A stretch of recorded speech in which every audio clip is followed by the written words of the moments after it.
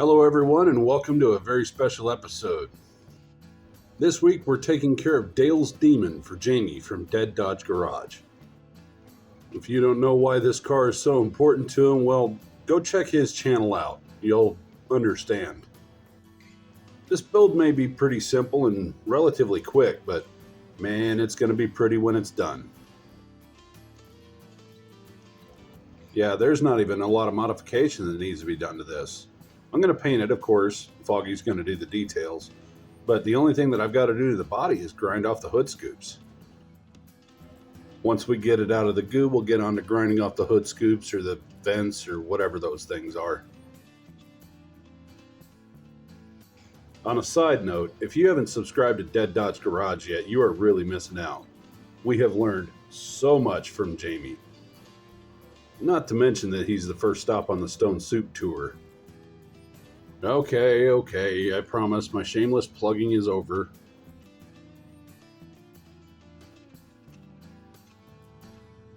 Yeah, that looks pretty good. Let's knock that hood down.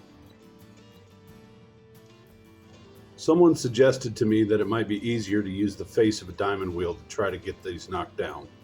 I'm going to give it a shot, but I'm not hopeful.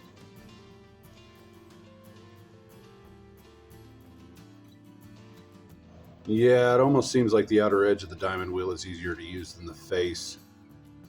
I think I'm just going to switch back to my trusty paddle wheel.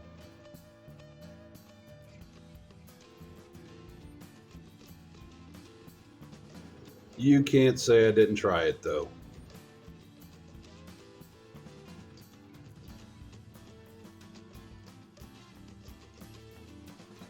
You see, it does work, but it just doesn't work very well. Not to mention, it's not quite as precise or forgiving as my paddle wheel is.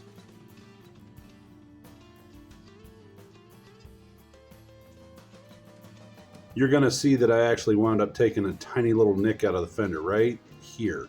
It looks terrible when you're not on camera, so I'm going to have to fill that in with body filler. I'm also, of course, going to have to smooth out the hood at the same time. Of course, smoothing out the hood and fixing the fender isn't difficult. Mix up some 2-part epoxy and slather it on. When it's dry, grind it off. While I put the 2-part epoxy on, does anybody know what my shirt means? If you're the first to figure it out, I'll send you a sticker. I'll pin your comment. That's what I'll do. Alrighty, that looks pretty good. I'll let it set up and then I'll knock it off.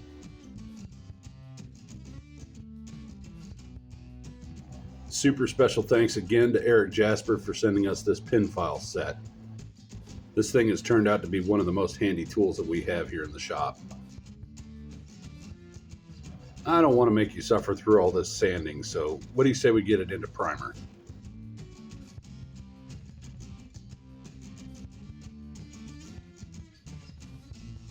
And we'll go straight from primer into paint. I almost forgot that we have to paint the interior as well, so here's that. There's no Tinkercad session this week because I already had these rims made up. They're kind of the wrong color, so let's take care of that. Alrighty, before I hand this off to Foggy for details, I'm going to do a little bit of fitment testing on the wheels and axles. If you're wondering where the tail fin came from, well, I had to print that in Tinkercad, but the whole session was only about 30 seconds, so I didn't even record it. Man, that looks pretty good, doesn't it? Let's get on to decals. Or rather, let's at least make the effort to do some decals. At 1/64 scale, these are, they're microscopic. I think this might just be something for Foggy to do as well.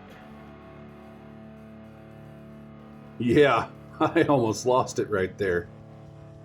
Let's pass this thing off to Foggy so that she can do the decals and the final touches like the headlights, taillights, and the grille.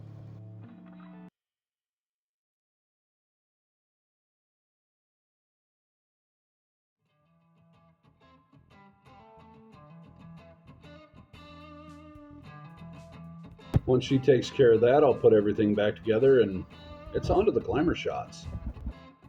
I told you this one would be quick.